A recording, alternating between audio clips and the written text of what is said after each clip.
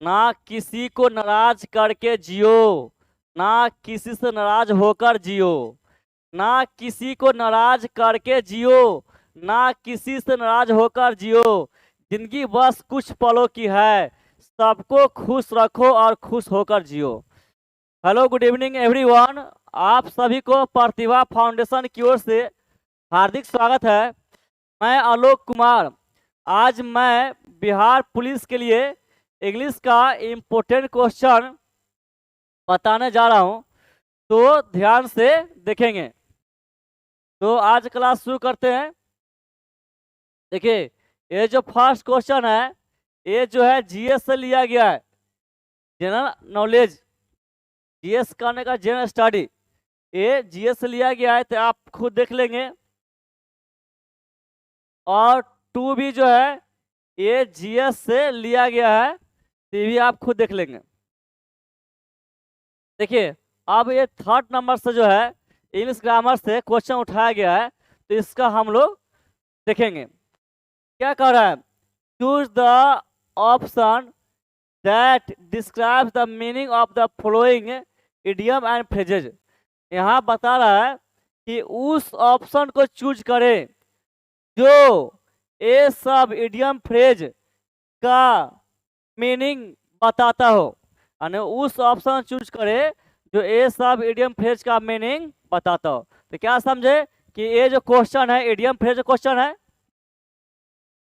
तो देखिए, idiom phrase का क्वेश्चन है, तो क्या है क्वेश्चन? आपका क्वेश्चन ये है, इंड इन स्मोक। आपका इडियम्स है इंड इन स्मोक। तो इंड इन स्मोक मीन्स क्या? व्यर्थ होना। End end in smoke means क्या? व्यर्थ होना। लिखेंगे व्यर्थ या ठहरना, ये लिखेंगे आप व्यर्थ होना। व्यर्थ होना यानी कोई चीज को प्रयास किए लेकिन उसमें सफलता पाए नहीं, तो क्या व्यर्थ रहा हो। बियर नो फ्रूट यानी कोई फायदा नहीं रहा, कोई फायदा नहीं रहा।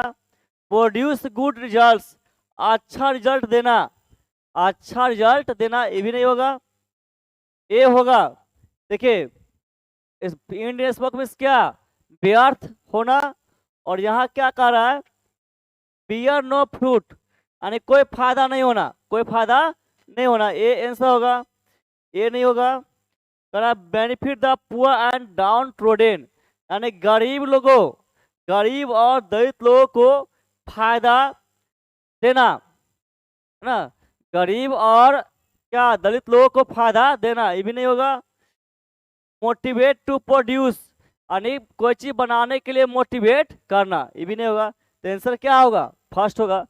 तो जिस तरह साइनो वर्ड होता है उससे इडियम फ्रेज है। इडियम फ्रेज याद है ना। तो आप इडियम फ्रेज याद है प्लस चारों जो ऑप्शन है समझने की क्षमता है, तो आपको जो है टिक लगाने में दिक्कत नहीं होगा। समझे? आगे देखिए, कहता है choose the most suitable preposition. सबसे उपयुक्त प्रीपोजिशन को चुने, सबसे उपयुक्त प्रीपोजिशन को चुने। क्या करा? They were horrified dash the sight. वे लोग भयभीत थे, वे लोग भयभीत थे उस जगह पर, उस जगह पर। तो प्लेस, कोई यदि कोई प्लेस वर्ड हो, यदि कोई प्लेस वर्ड हो तो उससे पहले लिखते हैं एट। क्या लिखते हैं? एट। और आप याद ही कर लेंगे, हॉरिफाइड के बाद भरना हो और इसके बाद प्लेस, इसके बाद क्या? 10 साइट हो, क्या हो? 10 साइट। तो यहाँ भरेंगे एट। क्या भरेंगे? एट। समझ है? पहला पहचान क्या है कि कोई प्लेस नेम हो तो उससे पहले लिखते हैं एट, लेकिन उसमें भी तर्क है। क्या है? कोई बड़ा प्लेस नेम होता है तो लिखते हैं उससे पहले इन, और छोटा प्लेस लिखते हैं एट। समझ गए? तो उसमें तर्क है। तो अब मैं यह कहना चाहूंगा, आप याद ही कर लेंगे, हॉरिफाइड हो और यहाँ पर क्या हो? साइट लिखा होता है, क्या लिखेंगे? एट। क्या लिखेंगे? एट। आंसर क्या होगा? एट होगा। देखिए, ही वाज, यहाँ है find the error part of the following sentence. ये सब सेंटेंस का एरर पार्ट ढूंढे, एरर पार्ट ढूंढे। देखिए, जब भी एरर का है ना तो आप समझ जाए कि क्वेश्चन है कॉमन एरर का, जब भी एरर पार्ट का है समझ जाओ क्वेश्चन किसका है, कॉमन एरर का, जो उससे मिस्टेक ढूंढना होता है किस पार्ट में मिस्टेक है। देखिए ढूंढते ही वाज, देखिए ही क्या है, ही जो है सिंगुलर सब्जेक्ट है, वाज क्या है सिंगुलर वर्ब है, यहाँ तक ठीक है, सिंगुलर वर्ब। और लुकिंग ये बिफोर किया, वर्ब का फोर्थ फॉर्म लिखा, ही वाज लुकिंग वह देख रहा था, यहाँ तक दिक्कत नहीं। अब देखिए इम्पैशेंट, इम्पैशेंट जो है ये क्या है, देखिए ये भी ये मेन वर्ब है, ये लुकिंग क्या है मेन वर्ब है, और ये भी क्या है, ये भी जो है ये भी वर्ब है, ये भी क्या है वर्ब। तो जान लीजिए वर्ब के जस्ट बाद वर्ब नहीं आता है, वर्ब के जस्ट बाद आता है एडवर्ब, वर्ब के जस्ट बाद क्या आता है एडवर्ब, इसको बनाएंगे एडवर्ब। तो एडवर्ब कैसे बनाएंगे, एल वाई जोड़ के, एल वाई जोड़ के, तो इसमें हम जोड़ेंगे एल वाई, समझ गए। ही वॉज लुकिंग इम्पैशेंटली होना चाहिए, इम्पैशेंटली, जो क्या लिखा हुआ है इम्पैशेंट लिखा हुआ है, तो मिस्टेक किसमें है, वन में है, किसमें है वन, समझ रहे हैं, कोई दिक्कत। याद रखेंगे वर्ब के जस्ट बाद होता है एडवर्ब, क्या होता है एडवर्ब, यहाँ पर मेन वर्ब है, इसके बाद जो वर्ब था वह उसमें एल वाई लगा नहीं था, जो उसमें एल वाई लगना चाहिए था, तो मिस्टेक कहाँ है वन में है, ठीक है। नेक्स्ट देखिए on the basis of the given sentence, दी गए सेंटेंस के आधार पर, दी गए सेंटेंस के आधार पर speak out the correct sentence, है ना, सही सही सेंटेंस को चुने, सही सही सेंटेंस को चुने, converted in the past tense, फिर बोल रहा है कि पास्ट टेंस में कन्वर्ट करे, पास्ट टेंस में कन्वर्ट करे, यानी यहाँ यह कहना चाहता है, जो यहाँ क्वेश्चन है तो बोला दी गई ऑप्शन से, देखिए यहाँ एक क्वेश्चन है देख रहे हैं, यानी जो सेंटेंस दिया गया है उसको आप पास्ट टेंस में चेंज कीजिए, पास्ट टेंस में चेंज कीजिए।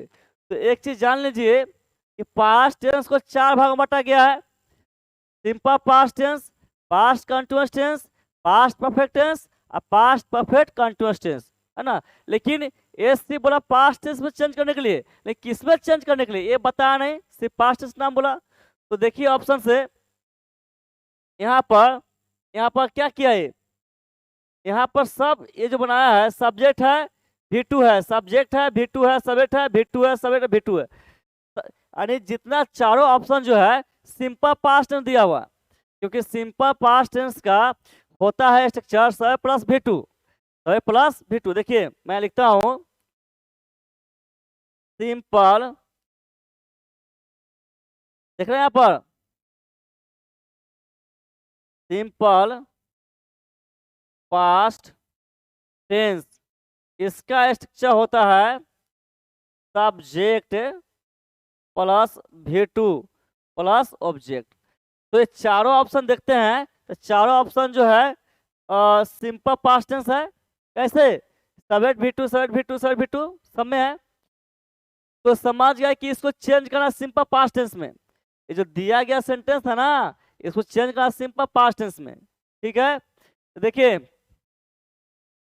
अच्छा ये बताइए कौन टेंस है, तो जिस सेंटेंस में डू या डज हो, सब्जेक्ट जस्ट बाद डू या डज हो तो कहेंगे सिंपल प्रेजेंट टेंस, क्या कहेंगे सिंपल प्रेजेंट टेंस। ये जो सेंटेंस है सिंपल प्रेजेंट टेंस दिया हुआ है, उसी का दिया हुआ है, तो इसका पास्ट टेंस क्या बनेगा, दे का दे तो लिखेंगे जो सब में दे है, ठीक है।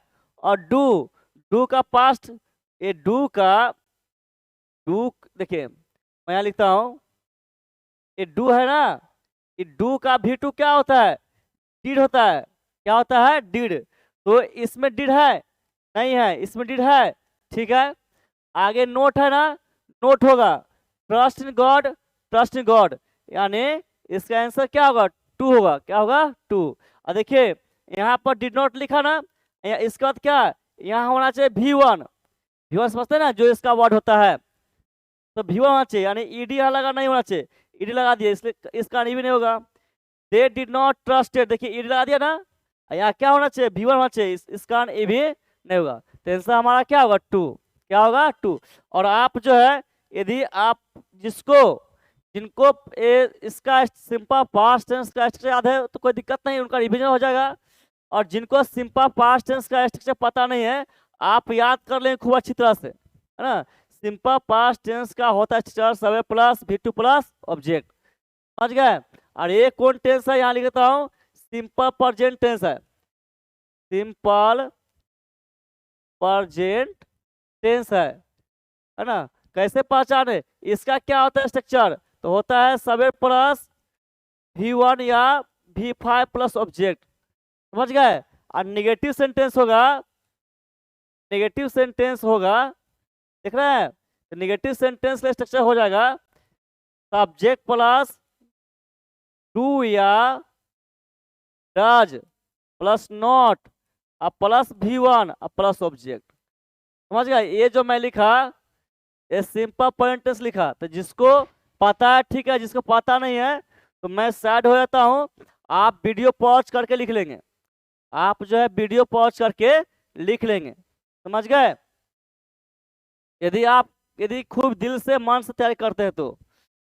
नेक्स्ट देखिए क्या है, सेपरेट के लिए एंटोनिमस, सेपरेट के लिए एंटोनिमस क्या समझे, इसका बताना ऑपोजिट वर्ड।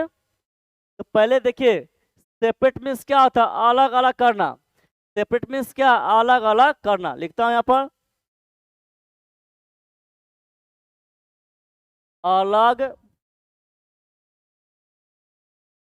अलग अलग करना,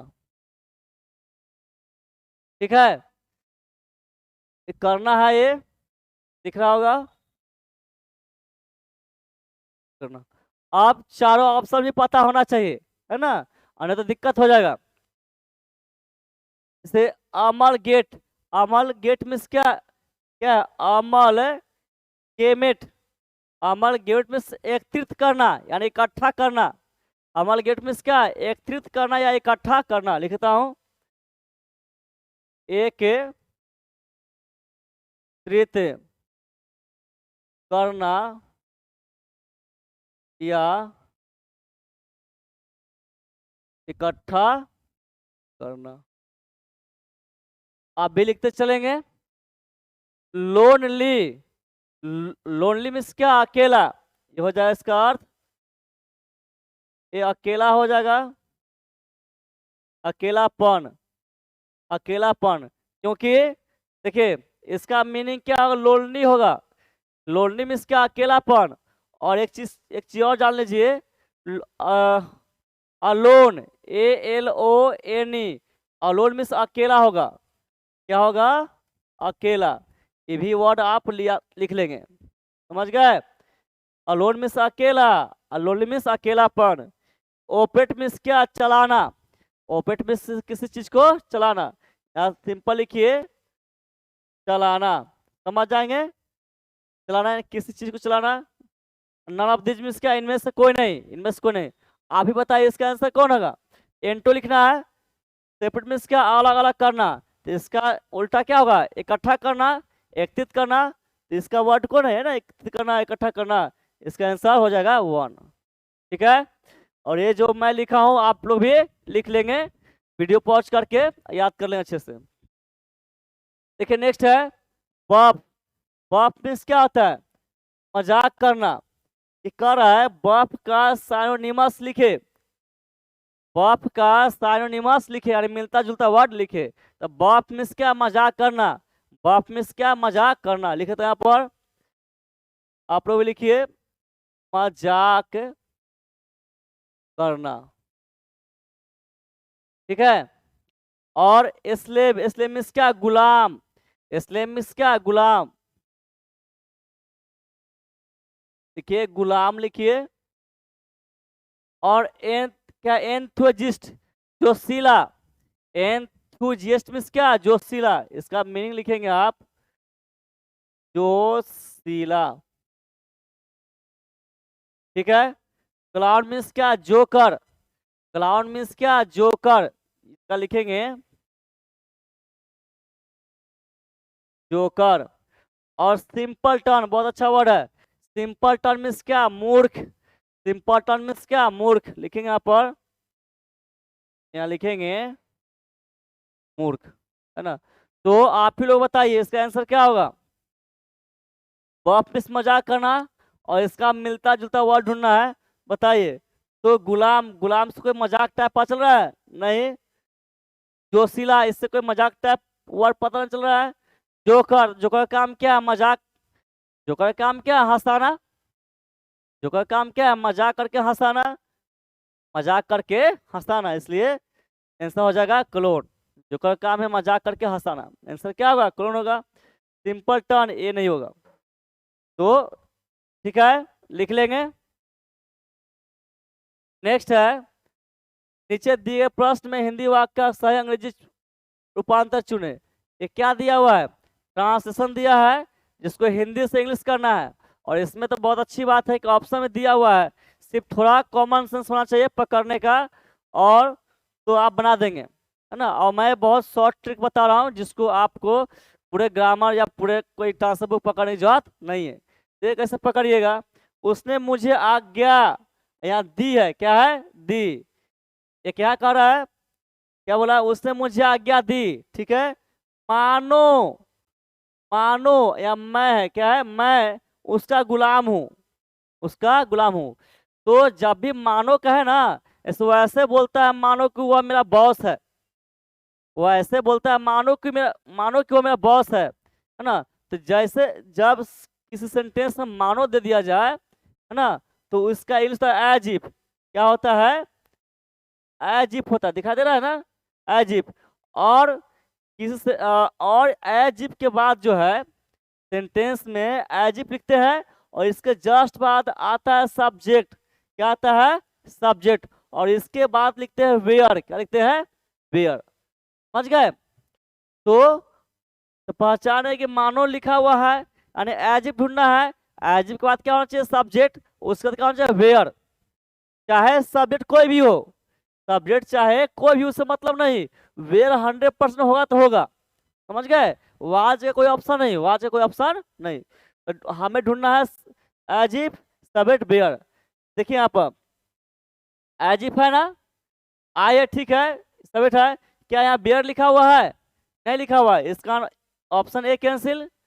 अब ढूंढिए एज इफ, इसमें एज इफ लिखा हुआ है, ठीक है, सब्जेक्ट लिखा हुआ है और वेयर लिखा हुआ है। तो हमारा जो है टू ऑप्शन बन रहा है, टू ऑप्शन बन रहा है। आगे भी चेक कीजिए, एज इफ लिखा हुआ है, सब्जेक्ट लिखा हुआ है। क्या यहाँ वेयर है? वेयर नहीं है, इसका थर्ड कैंसिल। ढूंढिए इसमें सब्जेक्ट, एज इफ है। अब बताइए यहाँ सब्जेक्ट क्या होना चाहिए? आई होना चाहिए, है ना। मानो मैं के लिए क्या होता है? आई। क्या होता है? आई। यहाँ पर आई लिखा हुआ है, नहीं लिखा हुआ है, फोर भी कैंसिल। तो आंसर हमारा क्या हो जाएगा? आंसर होगा टू। क्या होगा? टू। तो इस तरह आपको एग्जाम में पकड़ना है। समझ गए? कोई लिखना नहीं है, उतना चिंता करना है कि पूरा ट्रांसफर पढ़ना है। जो मैं ट्रिक दे रहा हूँ वही फॉलो करेंगे, ठीक है। और ये जो है, हो सके तो आप जो कॉपी में पॉइंट देकर आप लिख लेंगे, as if plus subject plus where. As if means क्या? मानो, ठीक है। आप देखिए, what do you understand by, है ना, तुम, what do you understand by, तुम क्या समझते हो, तुम क्या समझते हो। क्या इस चैप्टर में इको से, तो इको मीन्स क्या? इको एक साउंड होता है। इको क्या होता है? साउंड। जैसे होता है ना, किसी कोई बड़ा सा हॉल है और उसमें आप बोलते हैं, फिर उधर से रिपीट आता है, गूंजता आवाज, उसी को बोलते हैं इको बोलते हैं। तो इको मीन्स क्या होता है ना, आवाज का गूंजना, आवाज का गूंजना, गूंजना हो जाएगा। आवाज, समझ रहे? यही वर्ड है आपका, इको मीन्स आवाज का गूंजना। और निम्फ, निम्फ मीन्स क्या? सुंदरी होता है। निम्फ मीन्स क्या होगा? सुंदरी। तो सुंदरी का नाम बताइए। इको जस्ट किसी सुंदरी का नाम है? नहीं, एक कैंसिल होगा। नेम ऑफ अ फेनोमेनन, यानी किस, फेनोमेनन मतलब प्राकृतिक घटना। इसका मतलब होता है, यहाँ घेरता हूं, इसका मतलब होगा प्राकृतिक घटना, प्राकृतिक घटना, प्राकृतिक घटना, ठीक है। तो ये भी कुछ कुछ लग रहा है कि आंसर हो सकता है। नेम ऑफ अ पर्सन, किसी व्यक्ति का नाम, किसी व्यक्ति का नाम तो नहीं है, ठीक है। रिफ्लेक्शन ऑफ साउंड, साउंड का रिफ्लेक्शन, यानी रिफ्लेक्शन क्या, वापस आना, रिफ्लेक्शन क्या, वापस आना, साउंड का वापस आना। तो इसका सटीक आंसर क्या हो, यही हो जाएगा, ये थर्ड नहीं होगा। मैं पहले बताया था इको मीन्स क्या, आवाज गूंजना, जैसे हम लोग किसी बड़े हॉल में बोलते हैं, है ना, तो उधर से क्या आवाज रिपीट होता है, आता है, तो क्या हो जाएगा, रिफ्लेक्शन ऑफ साउंड होगा। तो आंसर क्या होगा, 4 होगा। तो इतना ही है। तो आपका अटेंडेंस क्या है, आपका अटेंडेंस है क्या बोलते हैं, पहले आप सब्सक्राइब किए हैं तो बहुत अच्छी अच्छी बात है, नहीं तो सब्सक्राइब करेंगे, और वीडियो जितना हो सके उतना आप शेयर करेंगे, और उनको भी सलाह देंगे कि आप सब्सक्राइब कीजिए और वीडियो को लाइक करेंगे। तो फिर मैं बोल रहा हूँ कि आपको इंग्लिश के लिए आप बिल्कुल निश्चिंत रहेंगे, आपको जो है मैं तैयारी करा दूंगा, आपको अलग से कोई बुक पकड़ने की जरूरत नहीं है, समझे। और मेरे क्लास देखने से ही देखेंगे, और जो लिखाता हूँ लिखेंगे, उसको खूब रट्टा मार लेंगे, याद कर लेंगे, तो जो है उससे आपका जो है इंग्लिश के लिए कल्याण हो जाएगा। तो मिलते हैं नेक्स्ट क्लास में, तब तक के लिए बाय बाय।